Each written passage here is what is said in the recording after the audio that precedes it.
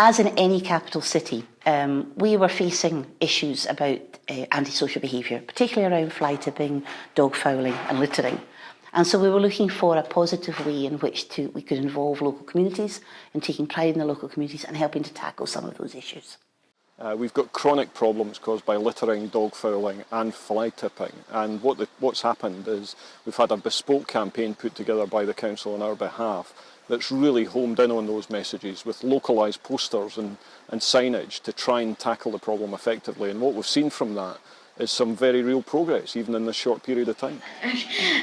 So we've been learning about how you should not drop litter because it's dangerous to animals and humans, and you should just recycle it by putting it in the bin.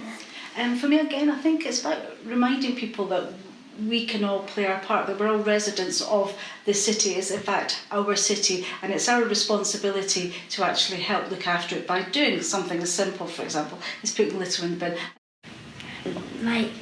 If younger ones see it, then that could encourage them to do it. We started to see cleaner streets right away. We've seen a reduction in complaints, and it's given the residents confidence to let us know what issues are out there. The benefits have been that we now have a toolkit we can use, and people see it, so they now come to us and ask us to put up our Edinburgh materials so we can target down a particular problem, which helps us to solve it. In times of financial pressure, we really are moving towards smart working. So again, we now have the ability to use the data in line with our Edinburgh materials, and we can really focus on where we need to be. It allows us to save money and put resources to the most challenging areas, as opposed to a wide, broad spectrum approach. We have seen a big reduction in the calls in the contact centre, which is obviously a good thing. Obviously, residents taking ownership in their own communities and helping out.